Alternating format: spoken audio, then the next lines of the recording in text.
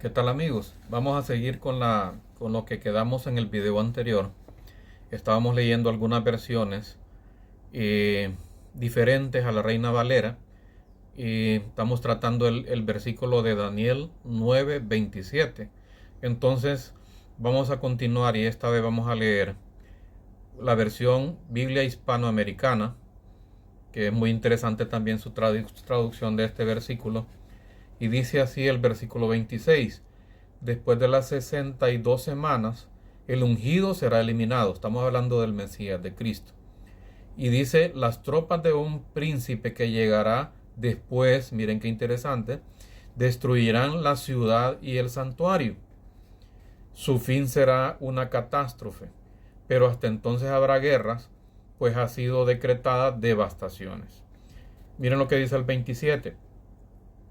Pactará con muchos una alianza firme durante una semana. Esto es muy importante, que la Biblia nos dice que este pacto o esta alianza es una alianza por 7 años. Por supuesto que esto descarta que el que hace esta alianza sea Cristo, porque Cristo, la alianza que hace con el pueblo es una alianza, es un pacto de mucho más tiempo que 7 años. Es un pacto eterno, es un pacto que está para todo aquel que crea en él. Entonces miramos este aspecto muy importante, que el tiempo, esos 7 años, no concuerdan con el pacto que vino a establecer Cristo. Y dice luego, a la mitad de la semana pondrá fin al sacrificio y a la ofrenda. Este mismo que hace este pacto de 7 años, a la mitad de los 7 años, o los 3 años y medio, dice que pondrá fin al sacrificio y a la ofrenda. Claro, en el templo, ¿verdad? Y esto muy interesante y que vamos a ver luego, porque está mencionando en el versículo 26 la destrucción del templo. La destrucción del templo y la ciudad en el versículo 26. Y luego en el versículo 27 dice que vendrá este personaje, que hará un pacto de 7 años, y que a la mitad de esos 7 años va a suprimir, a quitar, a eliminar el sacrificio y la ofrenda que se dedica en el templo. ¿Cómo puede ser esto? Que el templo fue destruido en el versículo 26 y luego leemos que el templo está en actividad en el versículo 27. Pues precisamente este es uno de los argumentos que tenemos, que la semana 70, la última semana de la profecía, es una semana que aún no se ha cumplido y que tiene un lapso de tiempo, un paréntesis de tiempo, desde la primera venida del Señor Jesucristo hasta el cumplimiento de la semana 70.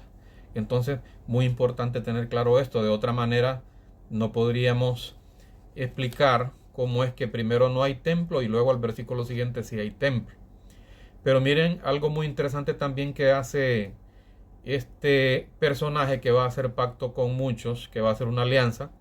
Dice en la parte B del versículo, en un ala del templo, o por decir en un extremo del templo, implantará la abominación devastadora hasta que el final decretado se abata sobre el devastador. Recuerdan que en la versión Reina Valera hablaba del devastador y de las abominaciones, pero no nos daba una claridad a qué se refiere exactamente el versículo. Ya en estas versiones se mira mucho más claro que el que hace este pacto y que lo corta a mitad de la semana y que quita el sacrificio de la ofrenda, es el mismo que va a profanar el templo.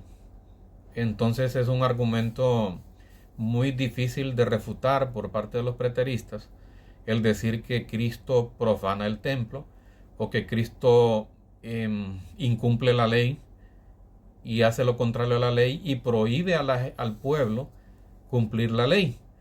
Es algo totalmente antibíblico el decir que Cristo prohíbe al pueblo cumplir la ley o evita que el pueblo obedezca a Dios.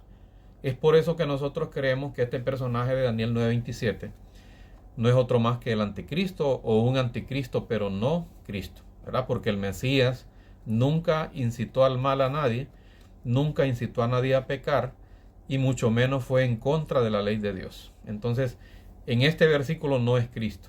Dice la Biblia, otra versión, Biblia de Jerusalén, el versículo 26 dice así: pasadas las 62 semanas, matarán al ungido sin culpa, ¿verdad?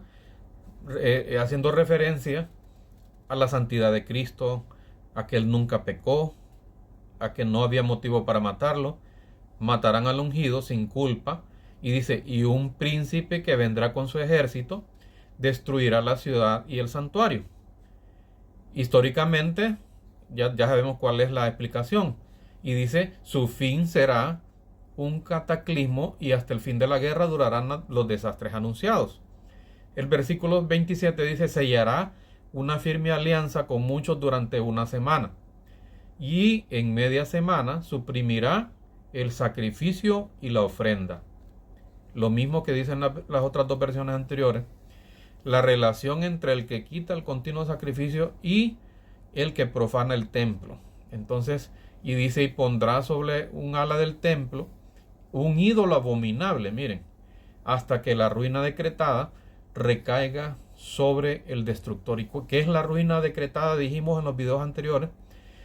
Hay una sentencia, hay una palabra en contra del anticristo que se cumplirá.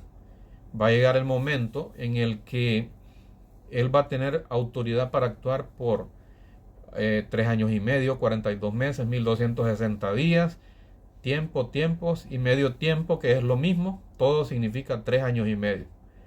Va a tener la autoridad para actuar este personaje y para efectuar la gran tribulación, la gran persecución que vendrá a futuro sobre todo aquel que tenga algo que ver con Dios, aquel que crea en Dios, aquel que siga a Cristo. Vamos a ver que la Biblia nos va a ir enseñando, mostrando qué es lo que viene. Entonces, miramos en estas 3 versiones cómo se nos aclara el panorama y nos dice quién es este personaje que quita el continuo sacrificio, y podemos hacer una conclusión hasta este momento que no es Cristo. No es Cristo quien quita el continuo sacrificio en Daniel 9:27. Ya estamos terminando casi esta parte del estudio, y me resta un detalle importante que lo voy a abarcar en este momento. Creo que me da tiempo. Vamos a hacer una pregunta para ir terminando el video. ¿Hay evidencia de la futura existencia de un tercer templo? Porque eso es uno de los argumentos que nos pueden dar en este momento. No hay tercer templo. No hay templo ahorita en este momento. ¿O necesitamos los cristianos la construcción de un templo? Claro que no, ¿verdad? La palabra nos enseña en el Nuevo Testamento que ahora nosotros somos templo de Dios, somos templo del Espíritu Santo. Entonces, no necesitamos un templo físico. Nosotros tenemos lugares en donde nos congregamos, en donde alabamos a Dios. Pero si la profecía dice que va a haber un templo, si va a haber una necesidad de un templo, entonces no tenemos objeción, simplemente a pegarnos a lo que la Escritura nos enseña. Dice, vamos a dar una evidencia acerca de el cumplimiento o la construcción o la existencia de un tercer templo. Lo vamos a hacer en un siguiente video porque ya nos queda muy poco tiempo. Pendientes al siguiente video.